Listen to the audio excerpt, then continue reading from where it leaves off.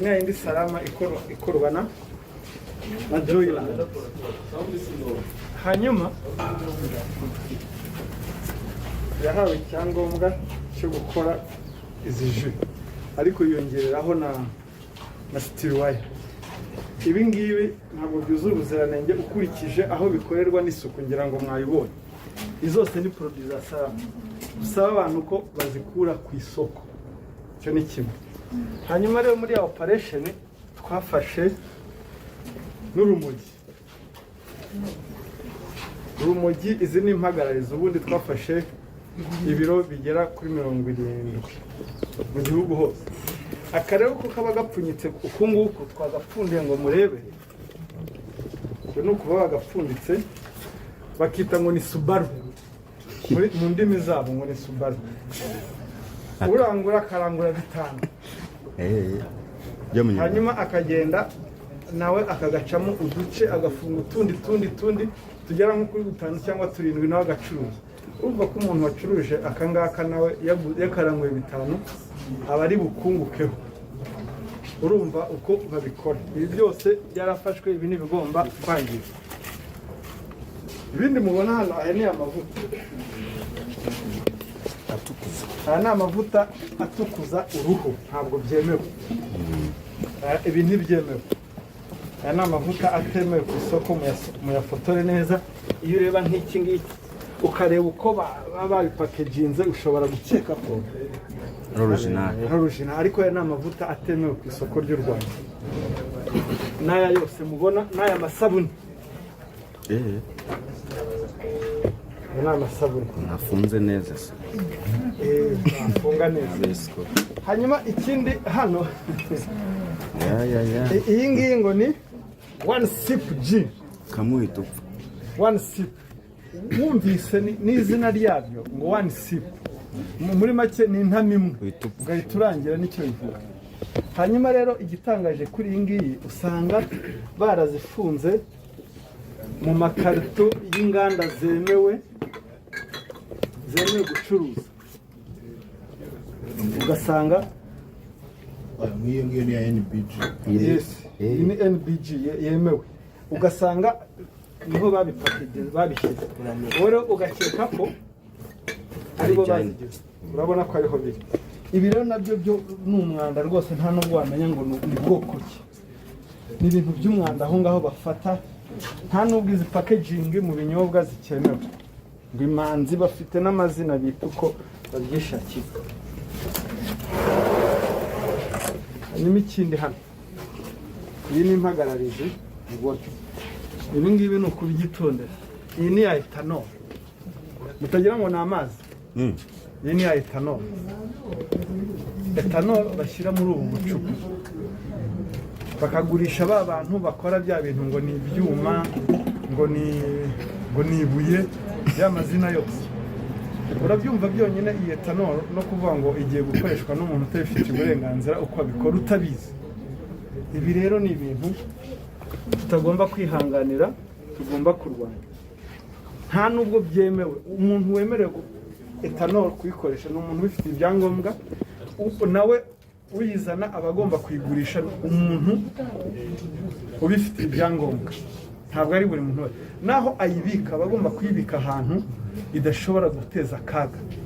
Iyi ngiyi iramutse ifashwe n'umuriro ahantu haraka bigacika.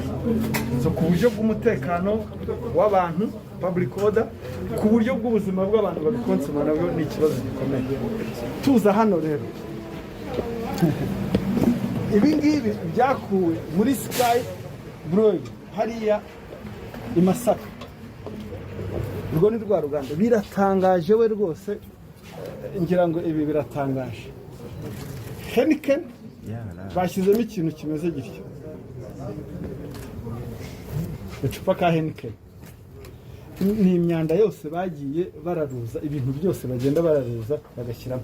Uyu we rero rwose ntahitamo icupa, afata icupa ryose bakuye mu iyarara hose akazana bagapakejingamo. Ibi ngibi nayo ni amasukari ateye atyo. Yego. nabyo ubibonye ushobora gukeka ko ari isabune.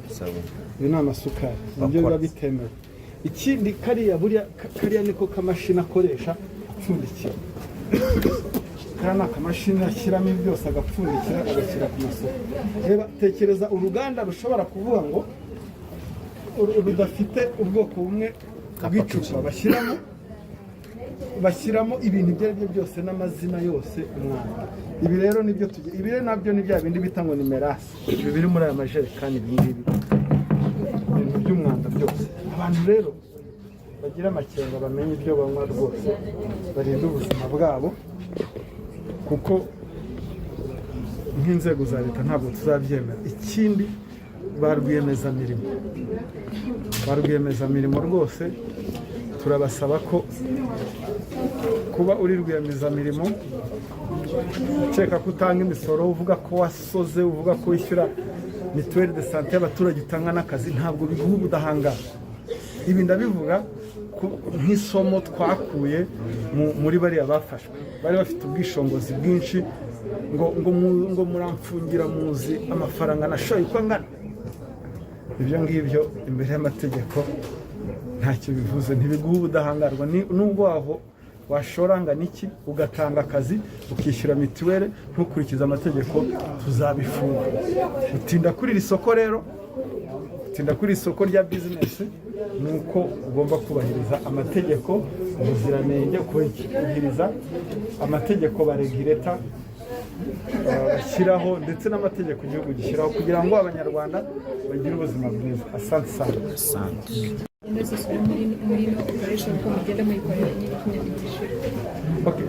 Amayeri niyo warumbajije. Amayeri bagerageza kugenda bahindura amayeri cyane cyane twabonye bahinduye ni ukugaragaza ahantu heza bakabona ibyangombwa, ariko bakagira uburyo bihisha inyuma bagakora ibindi bintu bidakurikije amategeko. Mwabonye nko kuri ariya mafoto, iyo winjiye kuri reception ni ahantu hasa neza, ubona inganda zimeze neza, ariko iyo ukomeje urebye aho ngaho ukagarukira aho ngaho ushobora kuba turi uruganda rwose rukora neza, ariko twebwe nk'inzego z'umutekano tuba tugomba kujya kure. Burya ibishashakirana byose si byo zahabu, tukajya rero inyuma. Niko kujya inyuma hariya tugasanga ndetse abantu uburyo bakoresha, ntawe ushobora n'umukozi n'umwe ushobora kuba yamena ibanga aho binjirira. Rero ntushobora kuhamenya kereka ufashe igihe ugasuzuma neza. Ese n'umuturage yabahaye amakuru? Oya, ni mu buryo bwacu nyine bwo gushaka n'ibanga. Amayeri bakoresha umuntu yisubiramo, bagenda bahindura, kuko urumva iyo bakoresheje ubwa mbere si yo bakoresha ubu ngubu kuko abazwi. Dr. hano ni muri Kigali, ariko se mu ntara ko hari abaturage tubona amaso yarahishe banywa tuno tuntu tw'utuyogaho, naho mwarageze? Operasiyo yakozwe mu gihugu hose. Yego. Ariko kuko nyine twahuye namwe hano i Kigali, ibi ni impagararizi, ni sampo ya bike mu bintu byinshi byafashwe. So operasiyo ni mu gihugu hose, ntabwo ari mu Kigali, kandi izagumya gukorwa mu gihugu hose. Icyo dusaba abaturage baduha amakuru. Yego. Asante. Ndabashimiye cyane kuba mukurikira sheni ya Ukuri Kutavuzwe. Ku cyicaro cya polisi ku Kacyiru tumaze gukorana ikiganiro n'inzego zitandukanye zirimo urwego rw'igihugu rw'ubugenzacyaha RIB, aho umuvugizi wa RIB Dr. Murangira Thierry yari kumwe na umuvugizi wa polisi Rutikanga Boniface, ni SP Boniface Rutikanga, ariko kandi akaba hari n'umuvugizi w'umujyi wa Kigali ari we Emma Claudine Ntirenganya, ndetse na Dr. Eric ushinzwe ubuziranenge muri FDA cyangwa se ikigo cy'igihugu gishinzwe kugenzura ibiribwa Rwanda Food Development Authority. Tukaba tweretswe zimwe muri product zikorwa n'inganda, by'umwihariko nk'inganda nk'ebyiri zo muri Kigali. Hari urw'Imasaka rwitwa Brewery Sky Brewery Limited, hakaba n'uruganda rw'Imageragere rwitwa uruganda rw'Imageragere rwo rwitwa Sky Company Limited, rukora ikinyobwa cyitwa ni Salama. Ariko kandi hakaba urwo rw'Imasaka nari mbabwiye rwa Brewery rwa Brewery Limited rwo rukora icyitwa Intwari. Ariko icyo nshaka kuba nababwira abanyarwanda, twasabwe kuba twageza ku banyarwanda bose, bamwe ndabanashima ko batangiye kubishyira mu bikorwa babwira ahari iyo mitobe cyangwa se izo juice za Salama kuzimena, kuko zikoze mu buryo butuje ubuziranenge. Ni juice bakora mu mazi mabi, isukari bakayikoresha imifuka mu mwanda mwinshi cyane, ariko kandi bakaba bakoresha, hari n'izindi nzoga tweretswe murabibona mu mashusho yanyu zitwa one sip, kunywa rimwe ugahita urangira. Banyarwanda, yego inyota ni mbi cyane ku bantu banywa agasembuye, ariko birashoboka cyane ko ushobora kunywa ibinyobwa byujuje ubuziranenge, ukanywa rimwe ukaruhuka ukaryama, cyangwa ukanywa amata, cyangwa ukanywa amazi, ugatera intambwe ukaba wakikora juice yawe. Birashoboka cyane. Izi juice mona za make cyane zo za Salama ngo zari ahantu hose mu gihugu, mubabwire bazimene. Nitwa Peacemaker Pandit, nabashimiye cyane. Mukurikire uko bari kubereka izi juice n'izindi product. Harimo imiti yo kwitukuza, harimo ngiyongera akanyabugabo, n'imiti myinshi cyane. Reka mbereke mu bikurikirane mu mashusho, ubundi mushyireho ibitekerezo byanyu. Ariko ijisho rya mugenzi wawe, nimbuza ahantu bacuruza izi nzoga za make yazica abaturage, tanga amakuru kuri RIB, tanga amakuru kuri polisi, tanga amakuru ku nzego zikwegereye. Birashoboka cyane ko umuntu yaba atanga ruswa kugira ngo akingirwe ikibazo, ariko hamagara RIB ku cyicaro, hamagara polisi ku cyicaro, utanga amakuru ku mujyi wa Kigali, cyangwa se nanjye nyandikire nze mbikurikirane nkuri nk'icukumbe mbimenyesha inzego zibishinzwe ko turengera ubuzima bw'abanyarwanda, kuko abantu barangiza ubuzima bw'abanyarwanda. Niba ushaka kunywa ku nzoga ugahita ugwa hasi ukakaho, ugasanga amatama yarabyimbye, amaso yarahishiye, uruhu ntirugicya, ntukiswe amavuta ngo afate, umuntu ntakigira apeti yo kurya, nuko ubaranyweye izi nzoga z'inkorano. Turashimiye cyane, mukani subscribe twuzuze ibihumbi 100 on a mission to find solutions.